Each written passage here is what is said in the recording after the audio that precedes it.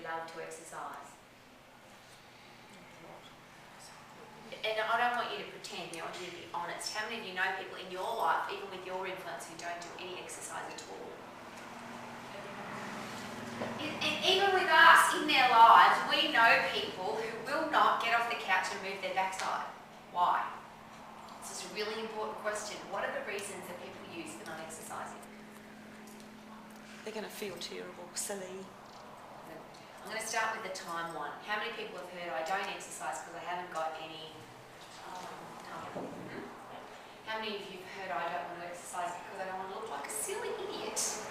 And you walk into a facility like this, and I feel like an idiot when I walk in here because there's so much amazing equipment, and you go, how on earth do I use all that stuff? How many of you have been to another health club where there's equipment that you haven't seen before, like a treadmill or a bike, one of the super duper ones, and you go, oh my God, do I need a brain degree to we've all experienced that, yeah? What are some of the other reasons why people don't exercise? Oh, it hurts. I want to get the results, but it hurts. Yep. What else? Come on, you must hear them every day. I think they're just embarrassed. Some of them might be just embarrassed at gym, just from the gym. Just like as you said, like might be getting intimidated by seeing the flash machines, just by seeing other trainers. Do you reckon a skinny guy with low self-esteem, low self-confidence, if he came in contact with you in the gym but he hadn't spoken to you, because I know you're a nice guy, if he just looked at you, do you think he might go, oh my God? Because look at you. I feel it get intimidated. I don't know why they do. But we don't understand that. But what we've got to do is sometimes we've got to step out of our environment because we're so used to it. We're so used to looking at large numbers of pieces of equipment. We're used to exercise programs. We know what a bench press is. How many of you have ever been to a party when someone says, I've been exercising now for about 12 months at the gym. Fantastic. What do? Well, I do these ones, and these ones, and these ones. They've been going to the gym for 12 months, and they still don't call it a bench press, a leg press, and a lat pull down. They just call it that one that works, that thing. Yep. Isn't that interesting? What I'd like us to do is just step out of our very closed environment just for a minute and have a look out there. And when I was driving here today, I was looking at all the cars in this area. This is only one of the Club Physicals. But in this area, there's so many houses. And sitting in a house out here, probably just over there, there's somebody who'd like to lose weight, tone up, get fit, have more energy, and feel better about themselves, yes or no? And they can see the health club from here. What do we have to do? Because we're not doing it right. I don't care how much argument you give me, we're not doing it right. We have the best product in the world and 5% of the people use it. I don't get that, and we have to change that. What do we have to do? We have to step out of what we're doing and have a look and say, what do we have to do differently? Could we put that mindset to start with today? Okay, next question. If we have to do it differently, what do we have to do differently? Because whatever we're doing now isn't working. Because there's only a very small percentage of people that use our product and use it on a regular basis to get long-term effect for their health and fitness. And if you don't know what those numbers are, you should. In Australia and New Zealand, 5% of the population has an exercise program that will have an effect on their health and fitness long-term quality of life. Not for 12 weeks, not because they exercise once on a magical day Monday every so often, but their exercise program will have a long-term benefit for their health and fitness quality of life. 5% of the population. That means 95% don't. Do 95% need our product? So what do we have to do differently? Please don't say we have to do the same thing, because you keep doing the same thing over and over again, the little white van will come and take you away, because that's called insanity. So if we keep doing it, in what area? Well, in the area of health. People that which is great, because if you provide people with pain rather than pleasure, and here's one of the things I'd love you to take away from today.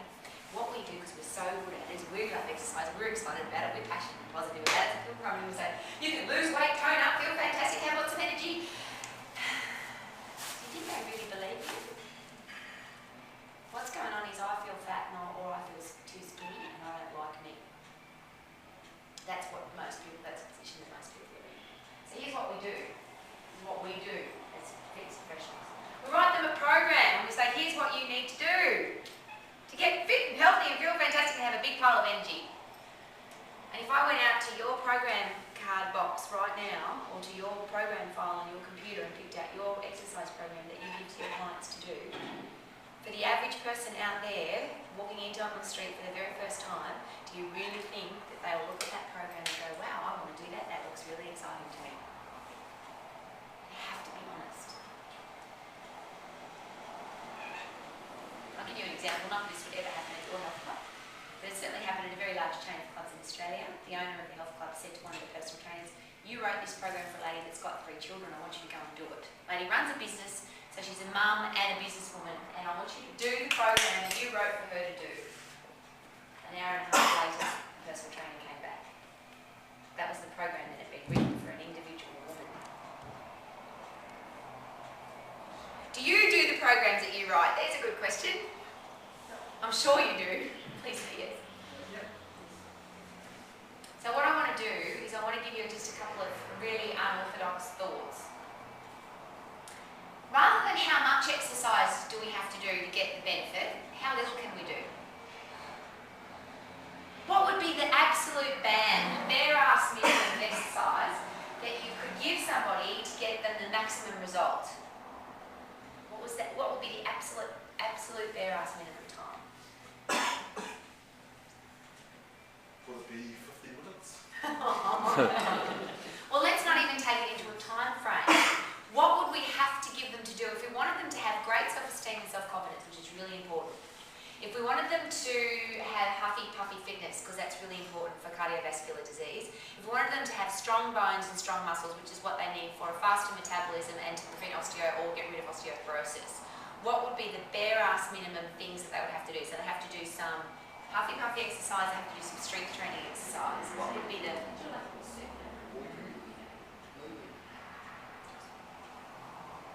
we have to give them to do? Big exercises. Oh, you mean like the big exercises? All right, I'll phrase it differently. A cardiologist comes to you, or a orthopedic surgeon, and says, I've got a client that's got coronary heart disease and osteoporosis, and they hate exercise, they're really unfit, but they have to do something straight away, otherwise they're going to die.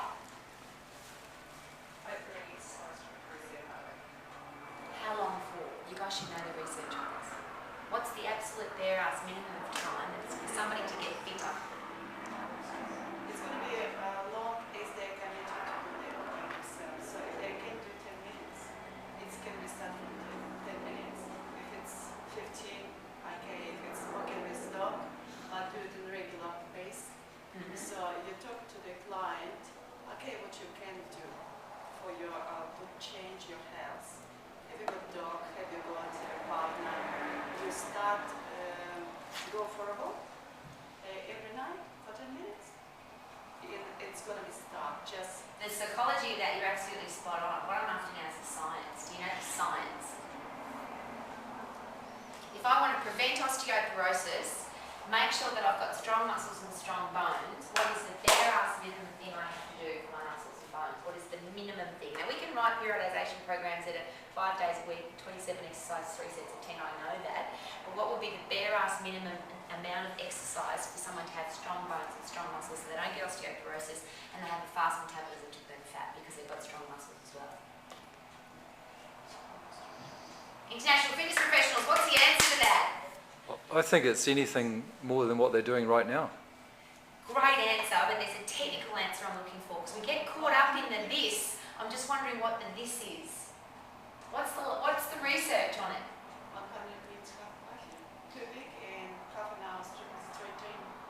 The 100 minutes huffy puffy, by the way, is just changed by the American College of Sports Medicine. You guys have to know this information, really important. They've just increased it to 150 minutes per week. It's just gone up by 50 minutes per week. What do you think that is? Because the last time they did the research study was about 7 years ago, and as a population group we've become so sedentary in the last 7 years that they've now increased that to 150 minutes per week. But that's of movement activity, that's not huffy puffy. This is really exciting stuff. It's 4 minutes. If the heart pumps fast, anywhere between 80 to 100% of max, 4 minutes a day, you'll increase your fitness at a very fast rate.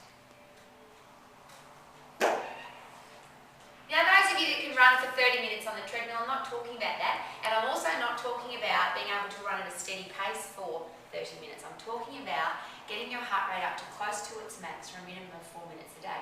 Now, if I've got a 120 kilogram overweight woman, how long will it take her to get her heart rate to max? And what will she be doing? Any kind of movement where she gets off the couch, moving around, it won't take long. And by the way, that 4 minutes doesn't have to be 4 minutes at once. It can be 1 minute in the morning, 1 minute in the afternoon, 1 minute after dinner, and 1 minute before she goes to bed. An elite athlete, if you can get them to peak, and I'm talking peak without, you the few guys in the room know this, when you run so hard you feel like you're going to throw up, where your heart's in your mouth, that kind of 4 minutes a day to maintain fitness. Now, you can't start at that, you have to warm up, but that's the bare ass minimum. What's the bare ass minimum for strength training? It's not, it's got a time frame on it. It's even more exciting. So 4 reps. Well, if you look at your energy timeline, if you look at your phosphate system, lactate system, and aerobic system, then you could look at it from a time point of view. But if for strong muscles and strong bones, what do you have to do? How do you get strong muscles? Time or overload? Overload. So muscles get stronger under pressure, under overload. Well, how much overload? And let's have a look at the guys that are the strongest in the world. How many reps do they do? Powerlifters do 1 to 2 repetitions because that's in the phosphate system.